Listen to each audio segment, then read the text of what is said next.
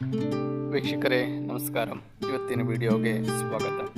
ಇವತ್ತಿನ ವಿಡಿಯೋದಲ್ಲಿ challenging star Darshan ಅವರು ಇಲ್ಲದೆ ರಿಲೀಸ್ ಆಗ್ತಿರುವಂತಹ ಸಿನಿಮಾಗಳ ವಿಚಾರವಾಗಿ ಈ ಒಂದು ವಿಡಿಯೋನ ಚರ್ಚೆ ಮಾಡ್ತಿದ್ದೀವಿ. ನಿಮಗೆ ಬಹುಶಃ ಗೊತ್ತಿರುವಂಗೆ ಈ ಹಿಂದೆ 2011ರಲ್ಲಿ ಅವರ ತಮ್ಮ ವೈಯಕ್ತಿಕ ವಿಚಾರಗಳಿಗೆ ಸಂಬಂಧಪಟ್ಟಂತೆ ತಮ್ಮ ಒಂದು ಸಿನಿಮಾ ಸಾರಥಿ ಅನ್ನುವಂಥ ಒಂದು ಸಿನಿಮಾ ರಿಲೀಸ್ ಆಗೋ ಸಂದರ್ಭದಲ್ಲೂ ಸಹ ಜೈಲಿಗೆ ಹೋಗುವಂಥ ಒಂದು ಸಂದರ್ಭ ಒದಗಿ ಬಂದಿತ್ತು. ಆ ಒಂದು ಸಂದರ್ಭದಲ್ಲೂ ಸಹ ಆ ಚಿತ್ರದ ನಿರ್ಮಾಪಕರಾದ ಸತ್ಯಪ್ರಕಾಶ್ ಅವರು ಯಾವುದೋ ಒಂದು ಧೈರ್ಯ ಮಾಡಿ ಆ ಒಂದು ಸಿನಿಮಾನ ರಿಲೀಸ್ ಮಾಡಿದ್ರು. ಕನ್ನಡ ಪ್ರೇಕ್ಷಕರು, ಅವರ ಅಭಿಮಾನಿಗಳು ಆ ಸಿನಿಮಾವನ್ನು ಯಶಸ್ವಿಗೊಳಿಸಿದ್ದು ನಿಮಗೆಲ್ಲ ಗೊತ್ತೇ ಇದೆ.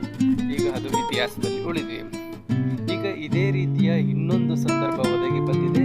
ಅದು ಚಿತ್ರದುರ್ಗದ ರೇಣುಕಾಸ್ವಾಮಿಯ ಕೊಲೆ ಕೇಸ್ ಸಂಬಂಧಪಟ್ಟಂಗೆ ಏನೆಲ್ಲ ಬೆಳವಣಿಗೆಗಳು ಆಗುತ್ತಿದೆ ಅನ್ನೋದು ನಿಮಗೆಲ್ಲರ ಗಮನದಲ್ಲಿ ಇದೆ. ಈ ಒಂದು ಘಟನೆಯಂತೆಯೇ ಈಗ ಒಂದು ಸಂದರ್ಭ ಏನು ನೀವೆಲ್ಲ ನೋಡ್ತಾ ಇದ್ದೀರಾ. ರೇಣುಕಾಸ್ವಾಮಿ ಅವರ ಒಂದು ಕೊಲೆ ಕೇಸಲ್ಲಿ ದರ್ಶನ್ ಅವರು ಜೈಲು ಪಾಲಾಗಿರುವಂತಹ ಈ ಒಂದು ಸಂದರ್ಭದಲ್ಲೂ ಸಹ ಅವರ ಒಂದು ಚಿತ್ರ ತೆರೆಗೆ ಬರಲು ಸಿದ್ಧತೆಯಾಗಿದೆ. ಈ ಒಂದು ಚಿತ್ರದ ಹೆಸರೇ ಡೆವಿಲ್. ಈ ಒಂದು ಚಿತ್ರವನ್ನು ಮಿಲನ ಪ್ರಕಾಶ್ ಅವರು ನಿರ್ದೇಶನ ಮಾಡಿ ನಿರ್ಮಾಣವನ್ನು ಮಾಡಿದ್ದಾರೆ.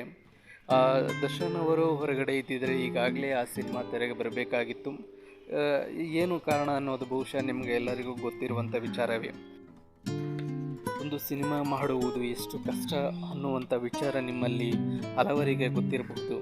ಈ ಹಿಂದೆ ಬಿಡುಗಡೆಗೊಂಡಂತಹ ಕುಲದಲ್ಲಿ ಕೇಳೆ ಆವುದು ಅನ್ನುವಂಥ ಒಂದು ಸಿನಿಮಾ ಕೂಡ ರಿಲೀಸ್ ಟೈಮಲ್ಲಿ ಆ ಒಂದು ಚಿತ್ರದ ನಾಯಕ ನಟ ಮನು ಅವರ ವೈಯಕ್ತಿಕ ವಿಚಾರಗಳಿಂದ ಆ ಒಂದು ಸಿನಿಮಾದ ಮೇಲೆ ಯಾವ ರೀತಿ ಪ್ರಭಾವ ಬೀರ್ತು ಅನ್ನುವಂಥದ್ದು ಸಹ ನೀವು ಗಮನಿಸಿರ್ತೀರ.